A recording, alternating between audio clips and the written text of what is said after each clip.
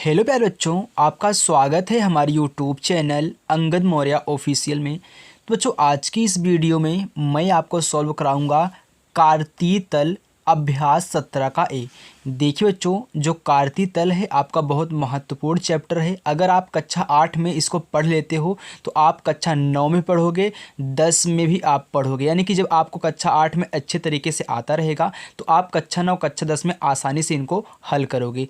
अब देखिए बच्चों, कार्तीय तल होता क्या है, सबसे पहले मैं आपको अच्छे तरीके से एक्सप्लेन कर देता हूँ, समझा देता हूँ। देन इसके बाद जब हम क्वेश्चन को सॉल्व करेंगे हमको कोई भी दिक्कत ना हो, कोई भी शब्द यहाँ पे समझने में। यानी कि जो सवाल आपको अभी दिया जाएगा, जब आप उसका मतलब ही नहीं समझोगे, लगाने से कोई फ़ायदा नहीं है। ओके, तो सबसे पहले कार्तीय तल होता क्या है या किसके आधार पर कार्य करेगा, सबसे पहले मैं आपको यहाँ पर बता देता हूँ। तो चलिए देखिए, तो देखिए बच्चों, कार्तीय तल की ज़रूरत हमको क्यों पड़ी। कार्तीय तल की ज़रूरत हमको इसलिए पड़ी कि किसी वस्तु की स्थिति का पता लगाने के लिए हम कार्तीय तल का उपयोग करते हैं। कोई भी वस्तु हो उसकी स्थिति का पता लगाने के लिए। जैसे मैं यहाँ पे कुछ फिगर्स बना रहा हूँ, पहले उनको देख लीजिए।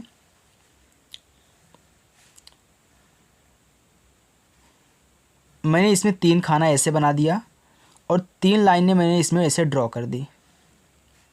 ठीक, अब देखिए ये जो लाइन गई थी ये आपकी रो होती है, तो रो को हम यहाँ पे आर से दिखाएंगे। और ये ऊर्ध्वाधर जो आपको दिख रहा है ये वाली इतना से इतना, ये आपका कॉलम है, इसको मैं सी से दिखाऊंगा। यानी कि इसको C1 C2 C3 कर देता हूँ, यानी कॉलम 1 कॉलम 2 कॉलम 3, रो 1 रो 2 और रो 3। ठीक, अब देखिए बच्चों, अगर मैं यहाँ पे एक वस्तु रखूँ, मानते हैं यहाँ पे हमारा एक यम है, यम कोई यहाँ पे एक संख्या है, यम की स्थिति क्या है। अगर मैं कहूँ कि यम क्या है, पहले रो में है। अगर मैं कहूँ कि यम क्या है, पहले रो में है, तो पहला रो तो आपका ए वाला है पूरा। इसमें है कि इसमें है कि इसमें है, ये अधूरी बात हो रही है। मैं सिर्फ इतना कह दूँ कि यम पहले रो में है, तो पहले रो में है तो कहाँ है, इसमें है किसमें है किसमें है, तो अधूरी बात हो रही ना। अगर मैं ऐसे कह दूँ कि जो यहाँ पे यम है वो क्या है, कॉलम में है, क्या है, तीसरे कॉलम में है। तो तीसरा कॉलम आपका ये है, तो तीसरे कॉलम में यहाँ पे है कि यहाँ पे है कि यहाँ पे है। तो अगर इसका शुद्ध यानी कि इसका जो निश्चित एक स्थायी सीमा है या फिर जो स्थायी बिंदु है इसका, इस स्थिति का पता आप कैसे लगाओगे कि पूरी क्लियर बात हो, जो बात आपकी हो रही है पूरी की पूरी क्या हो, क्लियर हो और आप अच्छे से उनका पता लगा पाएँ। यानी कि अगर कोई सामान ऐसे खाने में रखा हुआ है, उनको हमको ढूंढना हो तो कोई हमको ऐसे बता दे कि पहला रो और तीसरा कॉलम, पहला रो तीसरा कॉलम, तो पहला रो हो गया तीसरा कॉलम, तो आप जल्दी से उनको ढूंढ लोगे। अगर सिर्फ आप ऐसे कहोगे पहले रो में है तो पहले इसमें जाओगे तब इसमें मिल जाएगा आपको, या फिर कहोगे कि तीसरे कॉलम में है तो इसमें है कि इसमें है कि इसमें है, ये अगर सिंगल बात हो रही तो अधूरी बात है। दोनों बात होनी चाहिए कि पहले रो तीसरा कॉलम, तो पहला ये रो है तीसरा कॉलम है। अगर मैं कहूँ कि एक जी है या दूसरे रो और क्या है, तीसरे कॉलम में है, तो दूसरा रो और तीसरा कॉलम आप ले लोगे। तो यम की स्थिति क्या है, यम की स्थिति आपकी क्या है, पहला रो है और तीसरा कॉलम है। यहाँ बच्चों हमने कार्तीय तल के बारे में थोड़ी जानकारी ले ली है। अब कार्तीय तल का सही उपयोग कैसे दिखाएंगे, चतुर्थांश के माध्यम से। अब चतुर्थांश क्या होता है, चलिए मैं उसको आपको समझाता हूँ। तो देखिए बच्चों, चतुर्थांश में बच्चों एक्स अक्ष और वाई अक्ष होते हैं। अब एक्स अक्ष क्या है, वाई अक्ष क्या है, सबसे पहले उसको देख लीजिए। तो आपका ये जो ऐसी रेखा गई है ये आपकी एक्स अक्ष होगी, ये एक्स अक्ष है। और इसी में आप अगर ऐसे सीधा लंबवत ऐसे खींच देते हो तो ये आपका क्या है, वाई अक्ष है, ये आपका वाई अक्ष है। तो यहाँ पे जो दोनों रेखाएं एक्स और वाई जहाँ पे एक दूसरे को क्रॉस कर रही हैं, ये आपका होता है मूल बिंदु। क्या होता है बच्चों, मूल बिंदु। तो इसको हम मूल बिंदु कहेंगे, मूल बिंदु। और मूल बिंदु हमेशा बच्चों 0 0 होता है।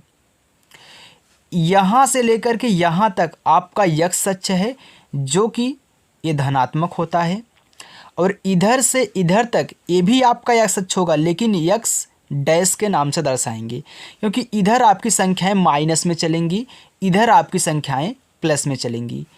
देखिए यहाँ मूल बिंदु से यहाँ तक, मूल बिंदु से यहाँ तक जो आपकी है हमेशा प्लस होगा, यानी कि जो संख्या यहाँ पे आपकी दर्शाई जाएंगी वे प्लस में दर्शाई जाएंगी। और यहाँ से यहाँ तक आपका होगा वाई डैश, यहाँ माइनस में संख्याएं दर्शाई जाएंगी। ठीक, यहाँ से इधर प्लस, आपका देखिए मूल बिंदु से वाई डैश की तरफ माइनस में संख्याएं दर्शाई जाएंगी, मूल बिंदु से यक्स डैश की तरफ माइनस में संख्याएं दर्शाई जाएंगी, और मूल बिंदु से यक्स की तरफ वाई की तरफ इधर सब प्लस में संख्याएं दर्शाई जाती हैं। अब देखिए यहाँ पे जो आपके चारों खाने बने हुए हैं इनको बोलते हैं चतुर्थांश। क्या बोलते हैं बच्चों? चतुर्थांश। तो ये आपका पहला चतुर्थांश है, पहला चतुर्थांश। ठीक, ये आपका है दूसरा चतुर्थांश,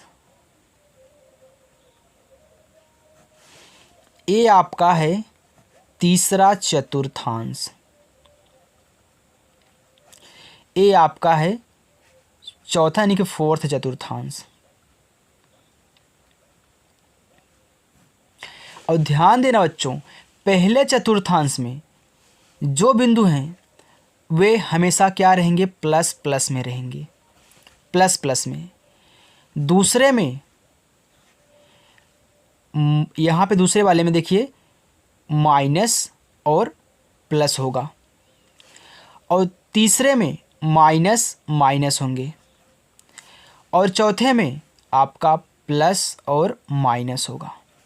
यानी कि जो बिंदु रहेंगे, अगर दोनों बिंदु प्लस प्लस हैं तो ये प्रथम चतुर्थांश में होंगे, अगर एक माइनस है दूसरा प्लस है तो द्वितीय चतुर्थांश में होंगे, एक माइनस है दूसरा भी माइनस है तो तीसरे चतुर्थांश में होंगे, एक पहला वाला प्लस है दूसरा वाला माइनस है तो चतुर्थ चतुर्थांश में, यानी कि चौथे चतुर्थांश में होंगे। एक बात और ध्यान देना, अगर इन चारों चीज़ें आपको याद नहीं हो रही हैं तो एक ट्रिक बताता हूँ, उसको नोट कर लेना। यहाँ इधर प्लस में है, मैंने बताया कि यहाँ से लेकर यहाँ तक की संख्याएं क्या लिखी जाएंगी? प्लस में लिखी जाएंगी, और यहाँ से यहाँ तक माइनस में, तो मैं यहाँ पे माइनस दिखा देता हूँ। यहाँ से यहाँ तक प्लस में लिखी जाएंगी, इधर वाई डैश की तरफ माइनस में, तो यहाँ पे माइनस लिखी जाएंगी।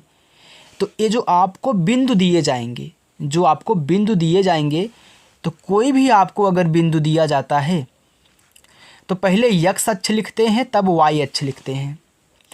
तो हम देखिए चिन्ह के हिसाब से काम करेंगे, तो पहले यक्स होता है तब वाई होता है, तो पहले यक्स वाला चिन्ह लिखेंगे तब वाई वाला। तो देखिए दोनों प्लस प्लस में थे, दोनों प्लस हो गया।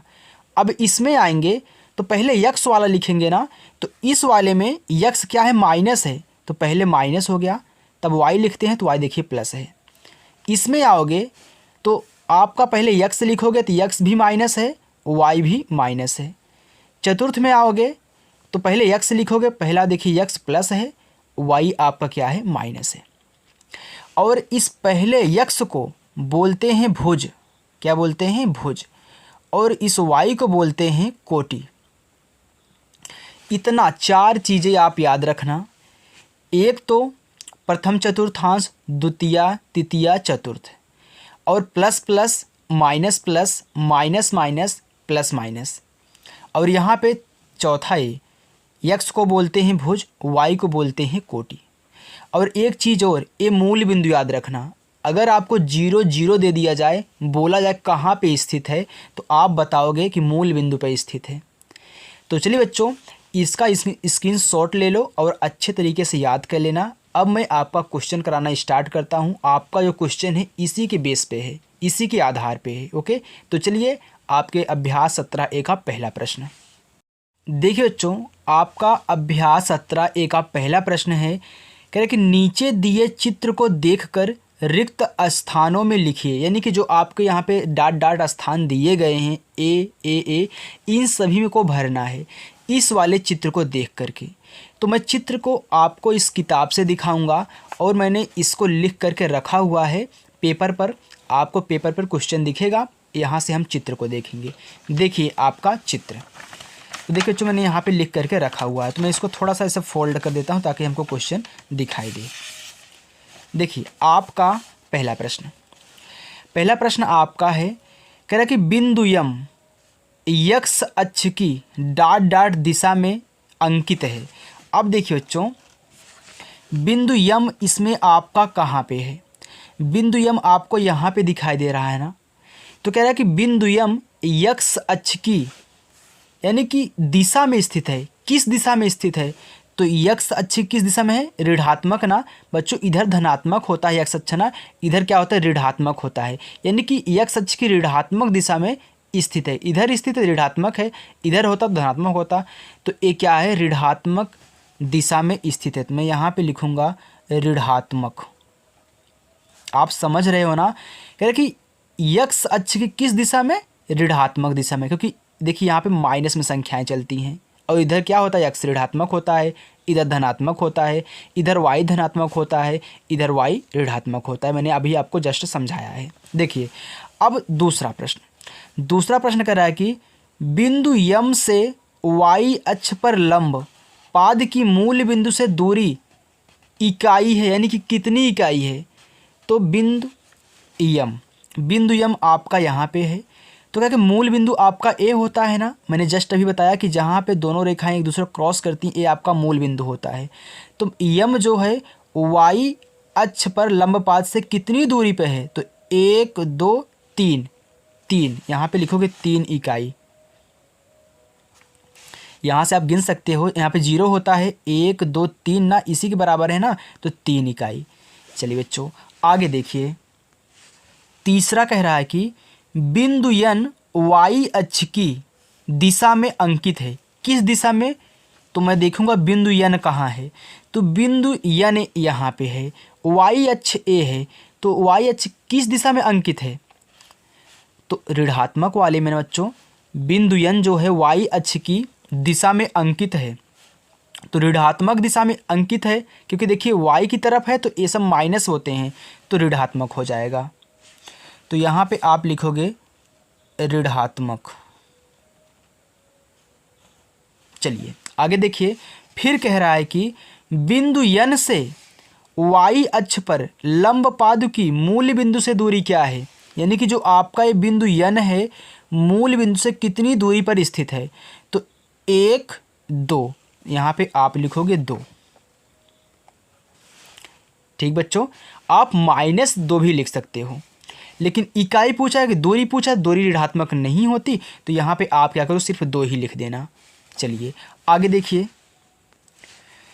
चौथा प्रश्न कह रहा है कि बिंदु टी चतुर्थांश में अंकित है। तो ये आपका पहला चतुर्थांश होता है, दूसरा, तीसरा, चौथा। तो बिंदु टी किस चतुर्थांश में स्थित है? तो चौथे में है ना। अरे बच्चों ये पहला होता है, दूसरा, तीसरा, ये चौथा होता है, जस्ट अभी मैंने आपको बताया है। तो चतुर्थ में स्थित है ना, तो यहाँ पे आप लिखोगे चतुर्थ चतुर्थांश में अंकित है। या फिर आप चाहे ऐसे भी कर दोगे ना, ऐसे फोर्थ कर दोगे ना, तब भी आपका सही रहेगा। चलिए आगे देखिए, पांचवा, बिंदु टी से यक्स अक्ष पर लंब पाद की मूल बिंदु से दूरी इकाई यानी कि कितनी है? बिंदु टी से यक्स अक्ष पर, तो बिंदु टी यहाँ पे है और यक्स अक्ष पे देखना है, तो मूल बिंदु से कितनी दूरी पर है? 1 2 3 4, तो यहाँ पे आपका 4 हो जाएगा। जब मूल बिंदु से कहे, अगर यक्स कहे तो यक्स पे देखना है, वाई कहे तो वाई पे देखना है कितनी दूरी पर है। यहाँ पे आपको रेखा भी खींची गई है, तो 4 था तो मैंने यहाँ पे 4 लगा दिया। तो पहला क्वेश्चन आपका अच्छे तरीके बच्चों सॉल्व हो चुका है। अब हम चलते हैं अपने प्रश्न नंबर 2 की तरफ। देखिए बच्चों, आपका प्रश्न नंबर 2 कह रहा है कि निम्नांकित चित्र में अंकित बिंदुओं को देखकर रिक्त स्थानों को भरिए।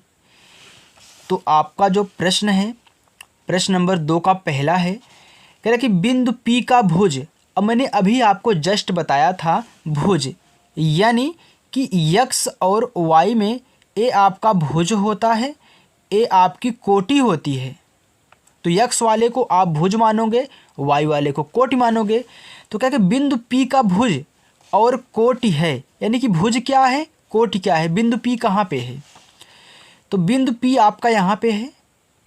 तो पहले देखो x अक्ष पे क्या है, x अक्ष ये आपका भुज होता है, पहले हम भुज लिखेंगे ना। तो x अक्ष पे भुज आपका 2 होगा और y अक्ष पे कोटि, ये y अक्ष कोटि होता है, तो कोटि आपका 1 हो जाएगा, यानी कि 2 और 1। तो यहाँ पे 2 और यहाँ पे 1। फिर पूछ रहा है कि बिंदु P के निर्देशांक क्या हैं। अब निर्देशांक वही होते हैं बच्चों जो x y को एक कोष्ठक में लिखते हैं। तो कोष्ठक बना करके लिखा गया है। तो पहले x लिखोगे फिर y लिखोगे। तो बिंदु P के निर्देशांक क्या हो जाएंगे, 2 1, 2 और 1, ऐसे कहना है। चलिए आगे देखिए, कह रहा है कि दूसरा, बिंदु Q का भुज और कोटि। पहले हम भुज और कोटि देख लेते हैं। बिंदु Q, बिंदु Q यहाँ पे है, तो x को बोलते हैं भुज। तो पहले हम x पे देखेंगे। x पे यहाँ पे बिंदु क्या है, -3 है। y पे क्या है, 2 है, यानी कि भुज आपका -3 है, कोटि आपका +2 है।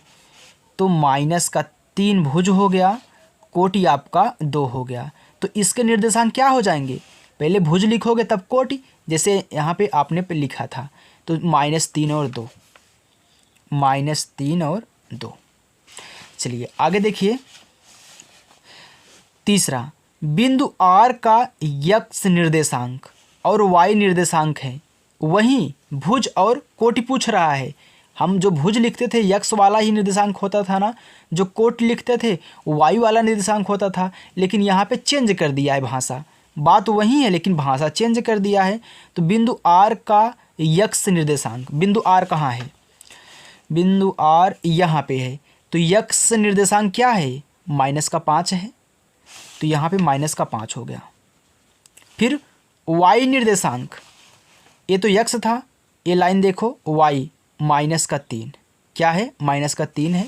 तो यहाँ पे हो जाएगा -3। तो अतः r के निर्देशांक क्या होंगे, पहले x लिख लो तब y लिख लो, -5 और -3। आगे देखो, चौथा, बिंदु बिंदु यस का x निर्देशांक और y निर्देशांक। तो हम x देख लेते हैं, यस का और y। यस कहाँ पे है, यस यहाँ पे है। इसका x अक्ष a है 3 और y है क्या, -2। तो 3 और y निर्देशांक क्या है, -2। तो अतः यस के निर्देशांक क्या हो जाएंगे, 3 -2, 3 और -2। ये आपका आंसर हो गया। ऐसे ही आपको हल कहना है, इसको ध्यान दीजिएगा। तो चलिए बच्चों, अब हम चलते हैं अपने प्रश्न नंबर 3 की तरफ। देखिए बच्चों, आपका प्रश्न नंबर 3 है, कह रहा है कि निम्नांकित बिंदु किन चतुर्थांशों में स्थित हैं। अब चतुर्थांश पूछ रहा है ना, किस चतुर्थांश में है। तो मैंने जो ग्राफ आपको बताया था उसी ग्राफ से हम क्या करेंगे, सॉल्व करेंगे। तो ये ग्राफ आप देख लीजिए, मैं आपके सामने इस ग्राफ को रखूँगा ताकि आपको अच्छे से समझ में आ जाए। देखिए बच्चों, यहाँ पे दिया है -3 -7, यानी कि x भी माइनस है और y भी क्या है, माइनस है। अगर मैं इनके चिन्हों को लूँ आपको समझाने के लिए, a माइनस और a भी माइनस, यानी कि x भी माइनस y भी माइनस। तो x भी माइनस y माइनस किस में होता है, तृतीया चतुर्थांश में। देखिए माइनस माइनस है ना, ऐसे ही देखना है। तो यहाँ पे लिखोगे आप तृतीया चतुर्थांश, यानी कि तीसरे में। अब यहाँ पे देखो, दूसरा है माइनस में, a है प्लस में, यानी कि अगर मैं इनके चिन्ह को लूँ, पहला माइनस है, दूसरा क्या है, प्लस है। तो पहला माइनस दूसरा प्लस किस में होता है, पहला माइनस दूसरा प्लस द्वितीय चतुर्थांश में। तो यहाँ पे लिख दें द्वितीय मतलब होता है दूसरा, तो द्वितीय चतुर्थांश। ठीक, चलिए आगे देखिए, पहला क्या है, पहला प्लस है, दूसरा माइनस है। तो सॉरी, एक नहीं लिखना है, सिर्फ माइनस लिखना है। पहला प्लस दूसरा माइनस, तो पहला प्लस दूसरा माइनस किस में है, चतुर्थ में, यानी कि चौथे में। तो यहाँ पे आप लिख दोगे, देखिए बच्चों, चतुर्थ चतुर्थांश में, चतुर्थ। आगे देखो, पहला भी प्लस दूसरा भी प्लस, तो किस में होता है? फर्स्ट में, यानी कि प्रथम में। तो यहाँ पे आपको प्रथम लिख देना है, प्रथम चतुर्थांश में। आगे देखो, पहला माइनस दूसरा प्लस, तो पहला माइनस दूसरा प्लस किस में होता है? द्वितीय में ना, मैंने आपको यहाँ पे दिखाया है, ये द्वितीय होता है। अगर आप चतुर्थांश को याद रख लेते हो तो आपको ये सवाल कभी भी भूलेगा नहीं। फिर देखो यहाँ पे पांचवा हो गया, छठा, पहला भी माइनस दूसरा भी माइनस, तो पहला माइनस दूसरा माइनस तृतीय, या फिर सिर्फ तृतीय लिख दो, ठीक। यहाँ पे तृतीय मत लिखना, तृतीय लिख देना। चलिए, ये आपका प्रश्न नंबर 3 भी सॉल्व हो चुका है बच्चों। अब चलते हैं हम प्रश्न नंबर 4 की तरफ। देखिए बच्चों, आपका प्रश्न नंबर 4 दिया है कि निम्नांकित बिंदुओं को ग्राफ पेपर पर अंकित कीजिए। अब देखिए, ग्राफ पेपर पर अंकित करना है ना, तो आप ग्राफ पेपर खरीद लेना या फिर उस पर अंकित कर लेना, ठीक है। देखिए, या फिर आप पेपर पे ही अपने सॉल्व कर लेना, ग्राफ पेपर मत खरीदना। तो चलिए, मैं यहाँ पे क्या करता हूँ, पहले चतुर्थांश बनाऊँगा, फिर इन सभी बिंदुओं को उस पर अंकित कराऊँगा। चलिए, मैं सबसे पहले यहाँ पे बना लेता हूँ। तो देखिए बच्चों, हमने यहाँ पे ग्राफ को खींच लिया है, यानी कि एक्स अक्ष और वाई अक्ष को खींच लिया है। ये आपका एक्स अक्ष है, ये आपका एक्स डैश अक्ष है, ये आपका वाई अक्ष है, ये आपका वाई डैश एक्स अक्ष है। ये आपका होता है मूल बिंदु। क्या होता है? मूल बिंदु होता है। तो मैंने आपको बताया कि इधर संख्याएं प्लस में लिखी जाती हैं। तो देखिए, यहाँ पे अधिकतम आपको प्लस में कहाँ तक की संख्याएं दिख रही हैं? यहाँ पे 7 है, 7 है, 7 है और 10 तक। तो यहाँ पे आप 10 तक अंकित कर लो। देखिए, 1 2 3 4 5 6 7 8 9 10। तो देखिए, ये आपका 1 है, 2 है, 3 है, 4 है, 5 6 7 8 9 10, ऐसे आपको अंकित कर लेना है। इधर भी अंकित कर लो। तो 1 2 3 4 5 6 7 8 9 10। तो ये आपका 1 हो जाएगा, 2 3 4 5 6 7 8 9 और 10 तक हमने अंकित कर लिया। अब इधर प्लस में था, इधर प्लस में था, अब इधर दोनों तरफ माइनस में होंगे।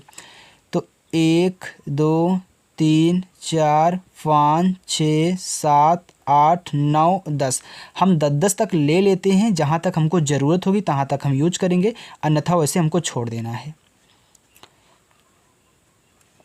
-8 -9 -10, इधर भी ले लो। 1 2 3 4 5 6 7 8 9 10, इधर माइनस में -1 -2 -3 -4 -5 -6, फिर -7 -8 -9, फिर -10। अब हमको यहाँ पे क्या करना है, इनको दर्शाना है इस पर। तो मैं पहला लेता हूँ 7 और 5। तो 7 और 5 कहाँ है? दोनों प्लस में हैं, तो दोनों प्लस में हम देखेंगे। तो यक्स हमारा 7 है, वाई हमारा 5 है। तो यक्स हमारा 7 है और वाई हमारा क्या है? प्लस में 1 2 3 4 5 है। अब आपको क्या कहना है, ऐसे रेखा खींच लेनी है और इनके सीधे पे ऐसे क्या करना है, मिला देना है इस पॉइंट पे। तो ये जो आपका होगा, ये आपका 7 और 5 होगा, ऐसे ही करना है। तो देखिए, फिर दूसरा 7 0। अब देखिए बच्चों, वाई अक्ष 0 है, तो वाई अक्ष 0 कहाँ से शुरुआत होता है? यहाँ से शुरुआत होता है ना। 0 सबका यहीं पे है, क्योंकि 0 के बाद 1 इधर है, 0 के बाद यहाँ पे 1 इधर है, 0 के बाद -1 है, 0 के बाद इधर -1 है, यानी कि सबका 0 यहीं पे है। तो वाई वाला पार्ट 0 है, यानी कि वाई क्या है, 0 यहाँ पे है।